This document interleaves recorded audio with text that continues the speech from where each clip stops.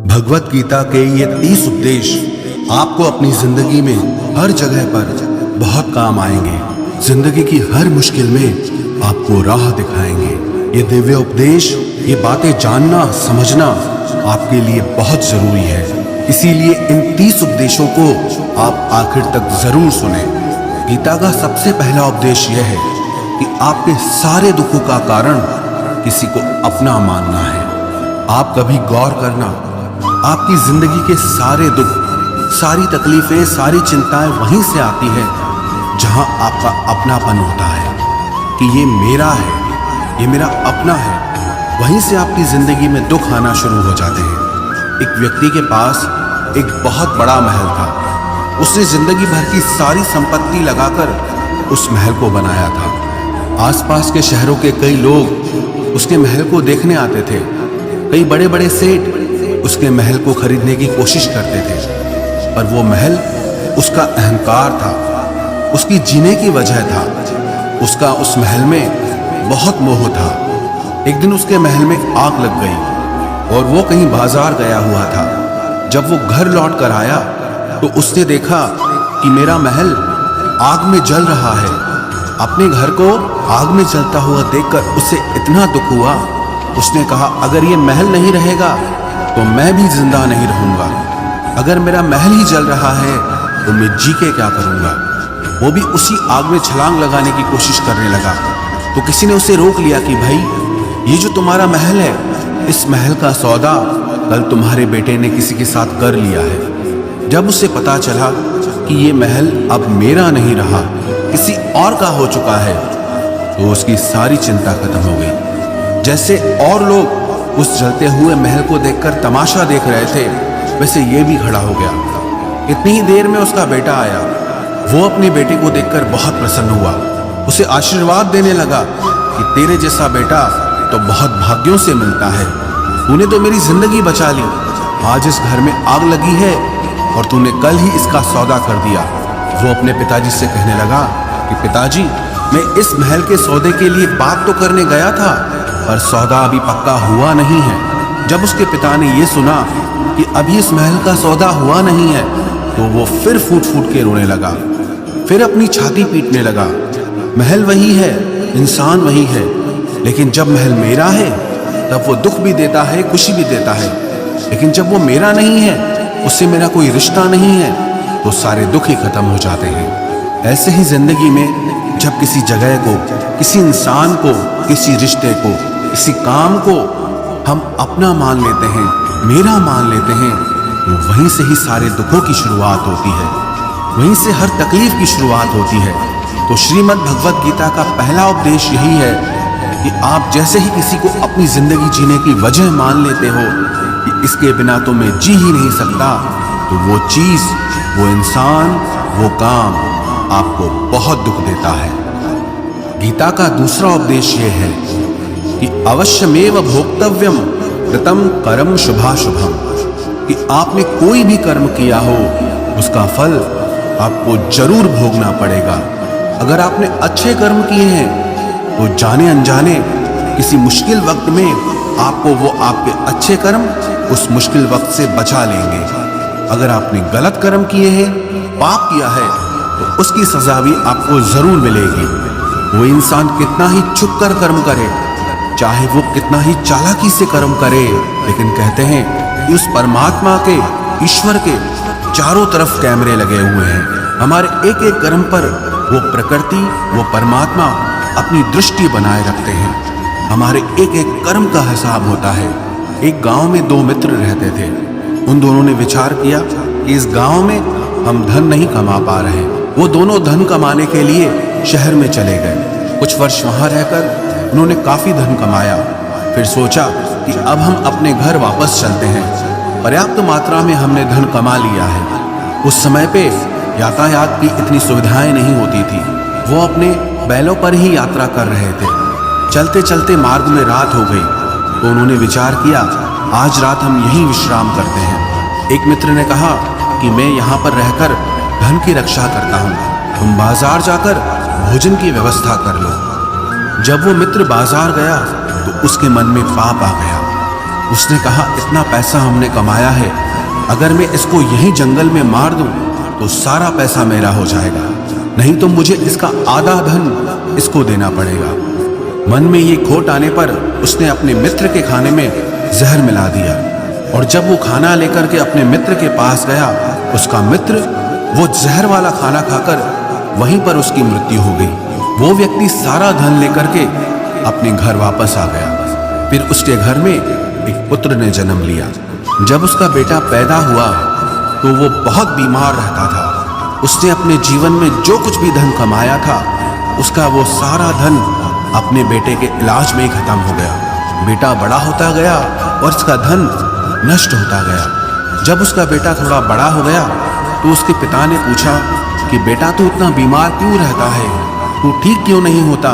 मैंने अपनी जिंदगी का सब कुछ तुझ पे लगा दिया, पर फिर भी तेरी तबीयत ठीक नहीं रहती।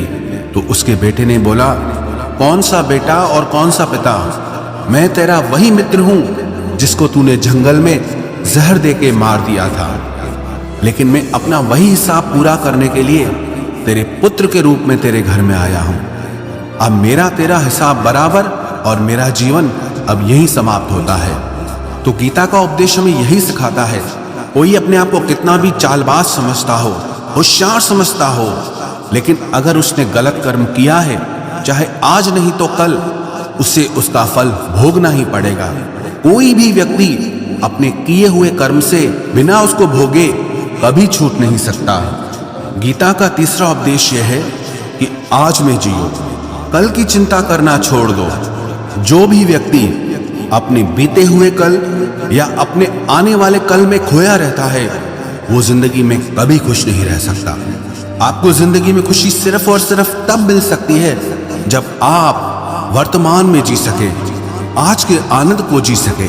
बीते हुए कल का और आने वाले कल का कोई वास्तविक अस्तित्व नहीं होता, वो सिर्फ आपकी बुद्धि और आपके विचारों में होता है।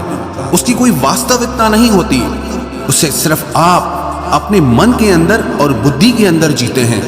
लेकिन जिसे आप वास्तविकता में जीते हैं, वो आपका आज होता है, वो आपका चल रहा पल होता है। अगर आप अपने मन और बुद्धि को अपने कल में अटका के रखेंगे, अपने भूतकाल और भविष्यकाल में अटका के रखेंगे, तो याद रखना आप कभी खुश नहीं रह पाएंगे। और अगर जिंदगी में खुश रहना चाहते हैं तो आज में और इसी पल में जीना सीखें। गीता का चौथा उपदेश यह है कि जो आपके साथ अधर्म करे, पाप करे, गलत करे, उसे दंड जरूर देना चाहिए। अगर आप उसे सहते हैं तो वो आपके साथ और गलत करता है। अगर आप उसे सहते हैं तो उसके पाप में आप भी भागीदार हो जाएंगे। अर्जुन श्री कृष्ण से कहने लगा कि जिनसे मैं युद्ध करने जा रहा हूं, ये सब मेरे भाई हैं, मेरे गुरुजन हैं। मैं इनके सामने कैसे हथियार उठाऊं, इनको कैसे मारूं? तो भगवान श्री कृष्ण ने अर्जुन से कहा कि जिन्हें तू अपना मानता है वो सब अधर्मी हैं, वो पाप के पक्ष में खड़े हैं। और अगर तू इनका वध नहीं करेगा, युद्ध नहीं करेगा, तो समाज में और भी पाप बढ़ेगा, क्योंकि जब कोई ऐसे पापियों को नहीं रोकता है तो ये और भी ज्यादा पाप करते हैं। ऐसे ही जब आपके साथ कोई गलत करता है, आपको चोट पहुंचाता है, दुख पहुंचाता है, और आप वो चुपचाप सहते रहते हैं, तो उससे सामने वाले को बल मिलने लगता है, वो आपको कमजोर समझने लगता है और आपके साथ गलत करने को वो अपना हक समझने लगता है। लेकिन जब आप उसके गलत व्यवहार को, उसके अधर्म को रोक लेते हैं, उसका विरोध करते हैं, तब वो अपनी सीमा में रहना सीख जाता है। ये कलयुग है। अगर इस जमाने में आपको खुश रहना है तो आपको अपनी रक्षा खुद ही करनी होगी। कोई आपके साथ गलत करे तो उसको कभी नहीं सहना चाहिए, बल्कि उसका सामना करना चाहिए। गीता का पांचवा उपदेश यह है कि किसी से भी हद से ज्यादा मोह कभी मत करना। जिसमें भी आप सबसे ज्यादा मोह लगाओगे, देखना वो आपको जरूर रुलाएगा। मोह के वजह से ही आप किसी के पीछे मरते रहते हैं। मोह के वजह से ही आपको कई बार अपना अपमान भी सहना पड़ता है, और कई लोगों को मोह की वजह से ही अपना अपमान दिखता तक भी नहीं है कि सामने वाला मेरी इज्जत तक नहीं कर रहा और मैं उसके पीछे मर रहा हूं। मोह आपकी आंखों पे ऐसी पट्टी लगा देता है कि आपको सच और झूठ दिखाई ही नहीं देता, आपको किसी इंसान का चेहरा दिखाई ही नहीं देता। आप जो देखते हैं, जो सुनते हैं, उसी पर यकीन कर लेते हैं, फिर चाहे आपको कितना ही दर्द मिल रहा हो। अगर आप किसी इंसान को ठीक से समझना चाहते हैं, किसी की सच्चाई जानना चाहते हैं, तो उसके लिए ये बहुत जरूरी है कि आप उसके मोह से जल्दी बाहर आ जाएं। वास्तविकता में रिश्ते दुख नहीं देते, आपका मोह आपको दुख देता है। जिस दिन मोह खत्म, उस दिन आपको किसी भी रिश्ते से कोई दुख नहीं मिल सकता, क्योंकि आपको फिर कोई फर्क ही नहीं पड़ेगा। गीता का छठा उपदेश यह है कि आप वो मत करो जो सब करते हैं, बल्कि वो करो जो आपके लिए सही है। स्वधर्मम निधनम श्रेय परधर्मो भयावह। श्री कृष्ण ने अर्जुन से कहा कि जो तेरा कर्तव्य है, जो तेरे लिए सही है, जो तुझे करना चाहिए, तू वो कर। तू कभी भी वो काम मत कर जो दुनिया कर रही है, क्योंकि अर्जुन श्री कृष्ण से कहने लगा कि ऐसे भयंकर युद्ध में पड़ने से अच्छा है कि मैं सन्यासी बन जाऊं। तो श्री कृष्ण ने अर्जुन से कहा कि सन्यासी बनना तेरा कर्म नहीं है, तेरा धर्म नहीं है, तू क्षत्रिय है। तेरा कर्म और तेरा धर्म यही है कि तू अधर्म का नाश करे, धर्म की रक्षा करे। ऐसे ही हर इंसान का एक अलग कर्तव्य होता है, एक अलग ही मार्ग होता है। तो कभी भी उस मार्ग पे मत जाना जहां सारी भीड़ जा रही हो। कभी भी वो काम मत करो जो दुनिया करती है कि आजकल ये ट्रेंड हो गया है, ये फैशन हो गया है, सब करते हैं इसलिए हम भी कर रहे हैं। सारी भीड़ यही काम कर रही है इसलिए हम भी यही कर रहे हैं। अगर आप वो करोगे जो भीड़ कर रही है तो आप भी उसी भीड़ में कहीं खो जाओगे। लेकिन अगर आप वो करोगे जो आपके लिए सही है, जो आपकी प्रतिभा है, तो दुनिया की सारी भीड़ में भी आप सबसे अलग नजर आओगे। गीता का 7वां उपदेश यह है कि जिंदगी में धोखा अपने ही देते हैं, क्योंकि उनको आपकी कमजोरियों का पता होता है। बाहर वाला आपको धोखा नहीं दे सकता, क्योंकि उसको आपके बारे में पता ही नहीं है कि आपको चोट कहां पहुंचती है। लेकिन जो आपका अपना है, आपका खास है, उससे बहुत गहराई से पता होता है कि इसकी कमजोरी क्या है, क्या ऐसा करें जिससे इसको दर्द पहुंच सकता है, जिससे इसको हम नीचा दिखा सकते हैं, इसको चोट पहुंचा सकते हैं। ये कलयुग है, इसमें बाहर वालों से नहीं, जो हमारे अपने हैं उनसे ही सावधान रहना होता है। महाभारत का युद्ध दो अलग राजाओं में नहीं हुआ, बल्कि एक ही परिवार के भाइयों में हुआ था। सब आपस में एक ही वंश के लोग थे। कितनी बार दुर्योधन ने जहर देकर के भीम को मारना चाहा, न जाने कितनी बार दुर्योधन ने पांडवों को जान से मारने की कोशिश की। वो उसका पराया नहीं था, उसका भाई था। सारी लड़ाइयां घर के अंदर ही होती है, बाहर कौन लड़ेगा हमसे? घर में ही सारे झगड़े होते हैं। तो आपको चोट सिर्फ वही लोग पहुंचा सकते हैं जो आपके अपने हैं। आपको धोखा सिर्फ वही लोग दे सकते हैं जो आपके अपने हैं। गीता का 8वां उपदेश यह है, जो इंसान अपनी रक्षा खुद नहीं कर सकता, उसकी रक्षा भगवान भी नहीं कर सकते। श्री कृष्ण ने अर्जुन से कहा, तस्मात् सर्वेषु कालेषु माम अनुस्मर युध्य च, कि हे अर्जुन, तू हर काल में मेरा स्मरण करते रहना और युद्ध भी करते रहना। अर्जुन ने श्री कृष्ण से पूछा कि ये युद्ध तो कुछ दिनों में समाप्त हो जाएगा, लेकिन आप कह रहे हैं कि तू हमेशा मेरा स्मरण करता रहे और युद्ध करते रहना। हमेशा युद्ध करने का क्या मतलब है? तो श्री कृष्ण ने अर्जुन से कहा कि ये जिंदगी ही रणभूमि है। इस जीवन में सुख दुख आते रहेंगे और तुझे उनका डट के मुकाबला करना है। श्री कृष्ण ने ये नहीं कहा कि तू चुप करके बैठ जाना और मैं लड़ाई करूंगा। बहुत गहराई है गीता के ज्ञान में। हमारे जीवन की डोर भी संभाल के ईश्वर बैठे हैं, लेकिन युद्ध हमें ही करना है। ईश्वर को याद करना है कि हे ईश्वर, मुझे शक्ति देना, मुझे समझ देना, मुझे बुद्धि देना, ताकि मैं अपनी जिंदगी की सारी लड़ाइयां जीत सकूं, मैं जिंदगी में सही मार्ग पे चल सकूं। लेकिन आपको अपनी लड़ाई भी खुद लड़नी पड़ती है। जो लोग ये कहते हैं कि हम कुछ नहीं करेंगे, सब वो ईश्वर करेगा, तो कहते हैं कि आलसी इंसान को देखकर तो भगवान भी घबरा जाता है कि ये कुछ नहीं करेगा। भगवान ने बुद्धि दी है, समझ दी है। ईश्वर आपको प्रेरणा देते हैं, शक्ति देते हैं, लेकिन आपको अपनी रक्षा स्वयं ही करनी होगी।